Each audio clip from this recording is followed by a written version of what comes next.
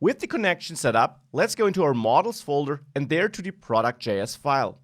And there we can actually delete everything. We don't need all of that right now. We'll write it from scratch.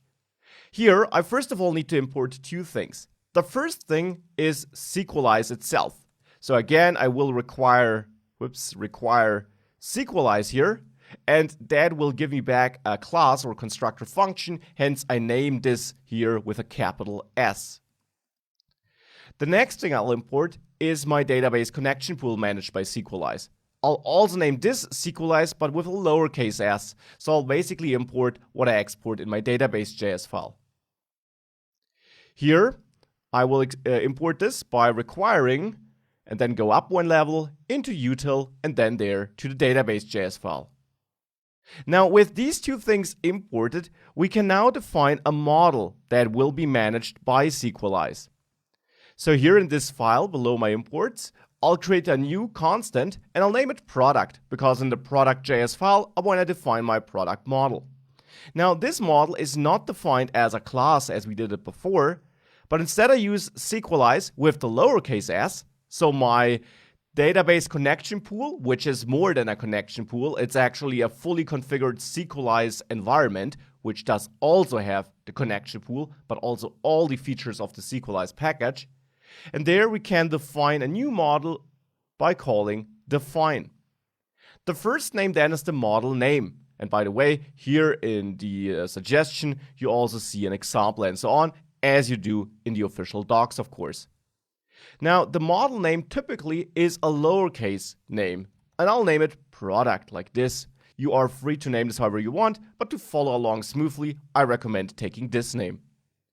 The second argument defines the structure of our model and therefore also of the automatically created database table. This will be a JavaScript object, and in there we simply define the attributes or fields our product should have. For example, I want to have an ID. Now, an ID is then in turn defined with an object where I configure this attribute. There, for example, we set the type, and the type is now one of the types defined by the Sequelize package. So now I use Sequelize with a capital S, so from this import here, and there you find a bunch of types like number or string, so not varchar and so on, but here you have the more JavaScriptish names I would say. And I want to use an integer here because my ID will be a number starting at 1 and then incrementing. To make it increment, I also configure this attribute to be auto-incrementing by setting auto-increment to true. And in case you're wondering how I do know all of that, well, again, you find that in the official docs.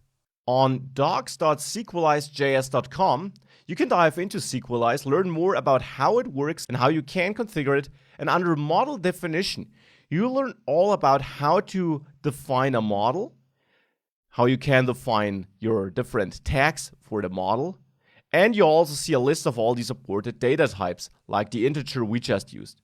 So this is where you can learn more about this. And I can tell you that I want this to be auto-incrementing, so I will set auto-increment to null, to true. I also don't want to allow this value to be empty, so I will set allow null to false, because I don't want to allow null values in there. Last but not least, I'll set primary key to true to basically define this as the primary key of the table, which is an important concept in SQL databases for retrieving the data and then also for later defining relations. With that defined, a product of course also has other fields, for example a title. Now we can again define a JavaScript object to configure it in detail, or if you just want to set a type, you can also use Sequelize and then the type. So this is a shortcut in case you only want to set the type. Though you could argue that we also at least want to set that this should never be null, but here as a demo, I will just assign the type. For the price, I'll go back to the JavaScript object and set the type to Sequelize and then double. And I will again set allow null to false to not allow null values here.